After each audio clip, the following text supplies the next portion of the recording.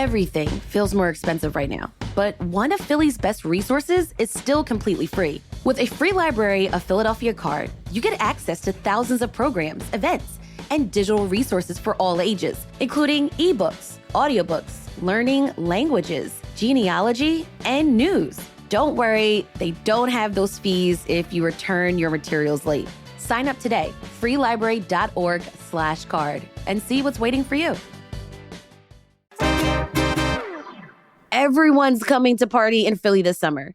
International guests and folks around the country will all descend on the city for the FIFA World Cup, MLB All-Star Game, and semiquincentennial on the 4th of July. So what's in it for us, Philadelphians? How can we host block parties in our neighborhoods and make some money too? I'm breaking down all the programs, initiatives, and resources available to us during this monumental summer. It's Thursday, May 28th. I'm Trenae Nuri, and here's how Philadelphians benefit from the 250th.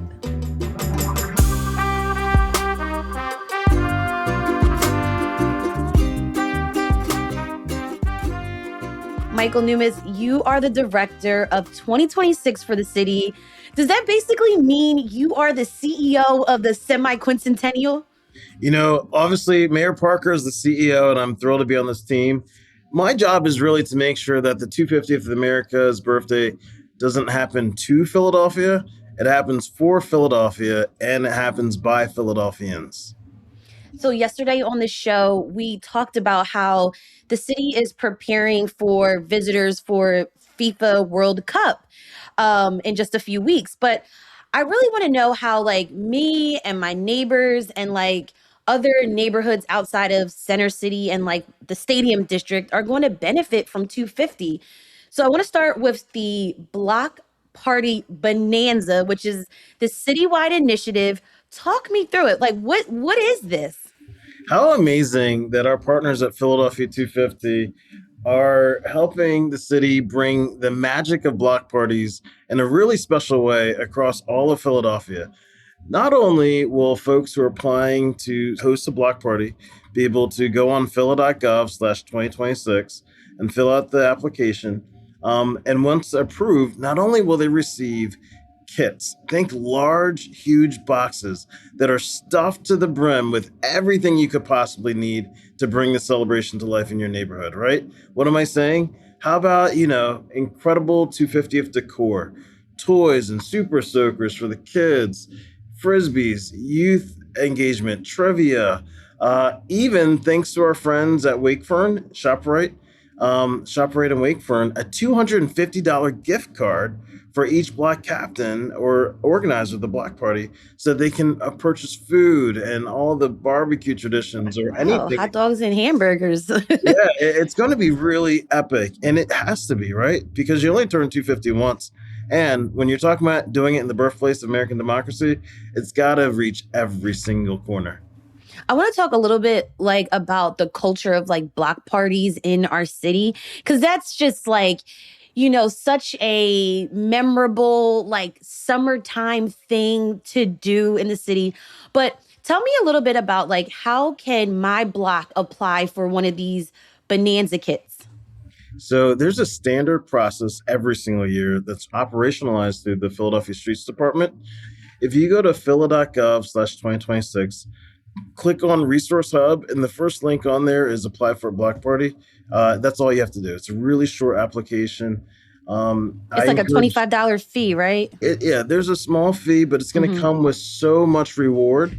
Over the years, block parties have significantly decreased. And that's because neighbors say that they go apply for a block party. They're told, from their local police district due to criminal activity that they get denied a block party permit. So I'm curious to know, Michael, what do you hear from neighbors about what they want out of these block parties? Well, I mean, first of all, it's incredible, and we celebrate because every single block party is an opportunity to bring people together. And for Philadelphia, we have a lot of achievements that we're amplifying this year. Any single episode of violence is one too many. But I am pleased to say that Philadelphia has the lowest level in over 60 years of violent crimes, and that's the direct work of a lot of grassroots violence interruption work that have been on the grounds going, and why we are able to bring programs like Block Party Bonanza to life.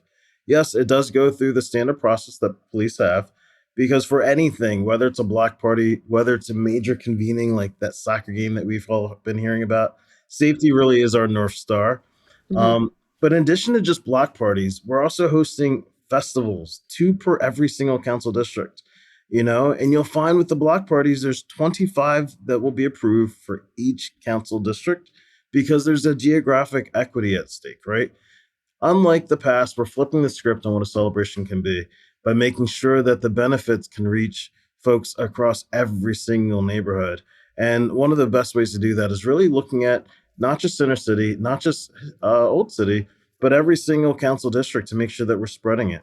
So not only will you have these 25 block parties, but you're also going to have two major festivals that are being supported through Philadelphia 250 in every council district. The neighborhood tour series is another way to get people in and around different neighborhoods that they may not have gone before. Yeah, we have a free tour series that will feature a different neighborhood every single week. And what's really exciting is that we've got folks from neighborhoods that'll help tell the stories, help to highlight some of the hidden treasures, and help shine a light on some of the incredible businesses, whether it's a barbershop that you might want to get your next fade at, or whether it's an incredible restaurant. There's so much here that's going to be highlighted because isn't that the point of all this? It's about highlighting the people that make Philly Philly, and Philly made the nation the nation. I would be curious to ask the tour guides, what is the neighborhood called? Because that is such a big debate in our neighborhood conversations. Well, that means you're fearless because there's some ponds, you tip your toe in, some you don't. But whatever the neighborhood's called, I think the same feeling's gonna emerge. That's pride. Was there anything like surprising to you along this whole journey? And help me to understand, how long have you been playing in this? Well, I've been in this role for about 2 years, right? The mayor came in January when her term first began. I joined, I think, in March. Um, and I think what surprised me the most was how many different people, institutions wanted to be a part of this. You know, Sometimes I think in Philly, we suffer from this premature pessimism, right? Where we I kind of mean, that's say, real. That's it is real. real. There's this premature Philadelphia pessimism. And what I saw was almost the opposite of that. I saw so many people saying, you know what? This is our time to shine on the global stage at the hyper local level. How do I roll up my sleeves? How do I get involved? And we had so many folks going on to phila.gov/2026, signing up for volunteer opportunities, even through the Ambassadors program that's still running. We had so many people going on and saying, how do I bid for contract opportunities? How do I make good use of this? We had Did so that many make your people. job easier, or was it harder to sell some of these opportunities to like neighborhood groups?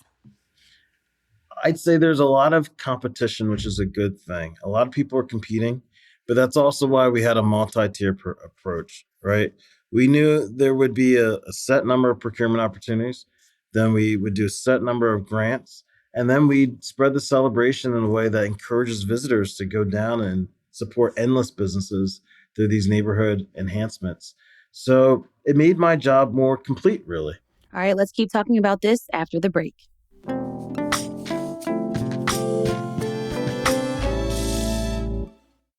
You've been on the ground planning all of this. And I'm curious to know what you heard from neighbors in these like planning stages. When we first started this process and we talk with um, business improvement districts and we talk with different organizing bodies across Philadelphia, you know what the number one thing people said that they want to see in 2026? Mm. They want to make money. They want to find a way to benefit economically from it. So we worked closely with the Commerce Department. And in addition to hosting block parties and hosting these big festivals, we unveiled an entire strategy designed to spread the economic benefits of the celebration to our neighborhoods. Two commercial corridors where there's a high concentration of jobs, right? Where there's businesses, where there's civic commons that bring our people together. And we work with each of our council district offices to identify not one, not two, but 20 commercial corridors. That's two per council district, where right now you could ride around the city and you're going to see these gathering places that you can tell the 250th is going to be anchored there, where there's brand new beautiful benches, gorgeous Liberty Bells that are multi feet tall, brand new banners and planters.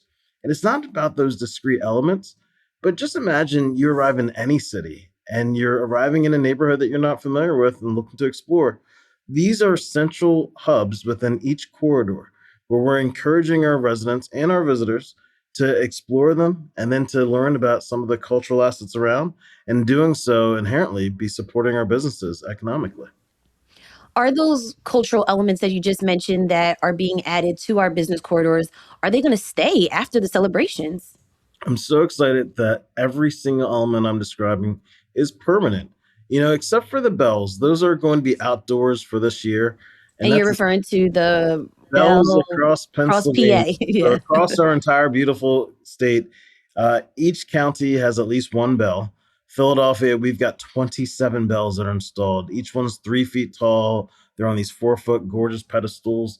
And importantly, what I love most about them, they're not designed by anyone at City Hall. They're designed by the members of the communities in which they're installed. So for the remainder of this year, you can find those bells.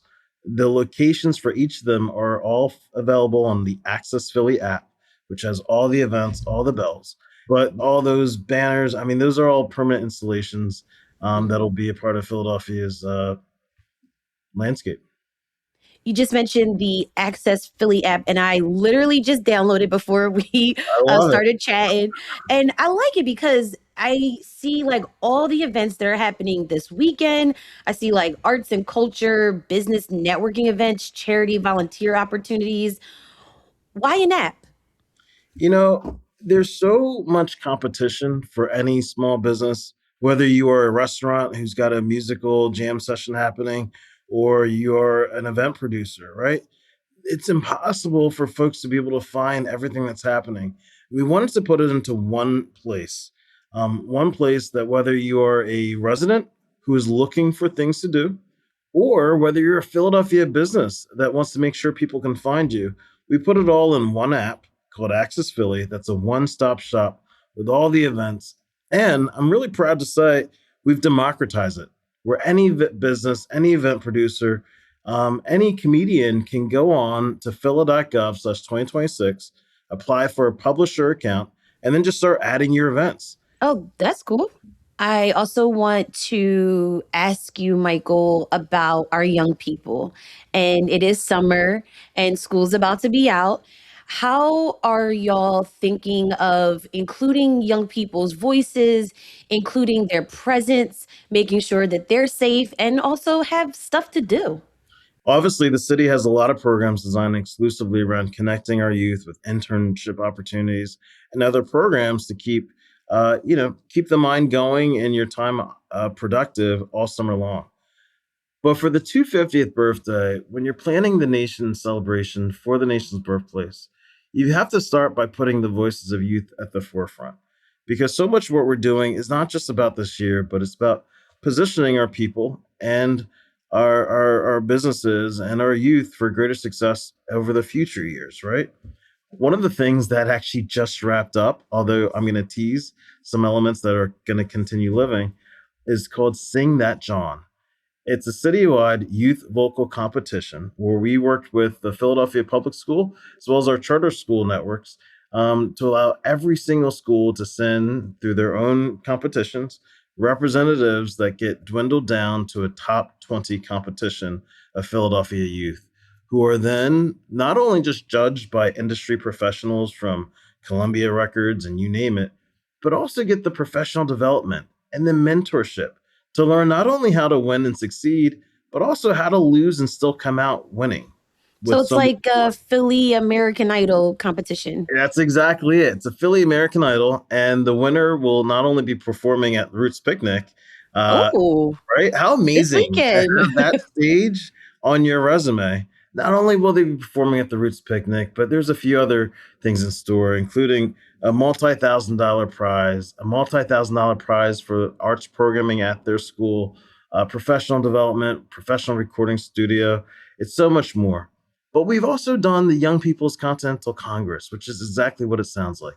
Bring the spirit of the First Continental Congress alive, but through youth and teachers. Year one was really bringing representatives from each of the 13 colonies, but this year was representatives of the Philadelphia School District, who, over the course of multiple weeks through Carpenter's Hall, debated and formed what their aspirations for the future are, and then certain steps that we could actually take to get there. What is your vision for the end of this? Because some of the neighborhood festivals that all of this is supporting goes all the way to Fox Chase's tree lighting ceremony in December. So, Michael, some of us are thinking about traffic. Some of us are thinking about, how we're going to sell our goods. Some of us are thinking about, okay, where are my kids going to be safe this summer? Can we have, a safe block party on our block? Um, what do you hope Philly feels like, or that we as residents can feel and see happen after the celebration is over? First I'll just mention the Access Philly app will be living well beyond the celebration. So those being introduced for the 250th, yes, you're going to see events far out and wide because it's a direct result of listening to the business community and the entrepreneur community and so many talented artists that say that they just need to reach more people. Mm. Well, what I hope is that one, Philadelphians will realize that Philadelphia is worth investing in and that Philadelphians are literally the source of so much ingenuity and passion that we've got to remember who we are and continue to build upon our incredible track record, right? That's why you're seeing so much of the investments that are made this year, not really just about this year. It's about having a launch pad, a springboard for our talent, for our businesses, for our youth to continue to grow in the future, right? And what I hope that people walk away from this year is not so much just about how much bunting was on the stage, but if you've been one of the participants, and were you at the Super Bowl parade, at the Philadelphia Eagles parade, I was. and the Yeah. magic didn't come necessarily from what decorations were put up, but it's really each and every individual that comes together to be part of a movement and a magical force that's so much bigger than our individuals, right? There's a collective force at play when you're cheering towards the same goal and cheering on each other's achievements, and that we've all experienced that. And you know what, Philadelphia, we're going to have that same magic this summer. And that's an exciting moment to be a part of, but it requires Philadelphians to kind of lead the way. That's why the celebration's been really built by communities and youth and voices. What's keeping you up at night? What are you still thinking about, or wondering about, or even what are you looking forward to? There's so much keeping me up at night, but all in a really positive way. Okay. Um, because if you look at not only the New York Times, the Wall Street Journal, Forbes, USA Today, CNN, Lonely Planet, Michelin, I mean, every single national and global media outlet have all said the same thing. The Philadelphia is not only the number one place to be this summer, but we are way ahead of the pack when it comes to what cities are offering. And I'm really proud to say that what distinguishes us is for so many cities, their plan includes a major milestone event. And obviously, we all know ours has many, right? Sports fans will rejoice. Our museums are alive with so much world class exhibitions. But we are the only city that I've seen that has an entire strategy to bring the spirit of celebration to the neighborhoods and have it built by the people up. And I think that's something that I'm looking forward to. The more I walk our neighborhoods and our corridors, and I'm talking with folks that have been a part of this process from the past 2 years, it's exciting to see come alive. It's exciting to see the city's efforts to beautify our highways, to get Market East ready, right? With that $1.85 million investment. I don't know if you've been to the gallery of the Fashion District, but across from it is now beautiful pop-up retail shops that feature some of our homegrown talent. That's the Right. direct result of the 250th planning, right? Taking 12,000 square feet of vacant storefront windows on Market East and transforming them to a beautiful oasis of artwork. That is a direct plan for the 250th. So it's exciting to see these things actually come to life. It's exciting to see the fruit bearing seeds. And it's exciting to see the mayor's vision fully realized, that this is a celebration by the people and for the people. Michael Newmuis, thank you so much for joining me on CityCast Philly today. Thank you.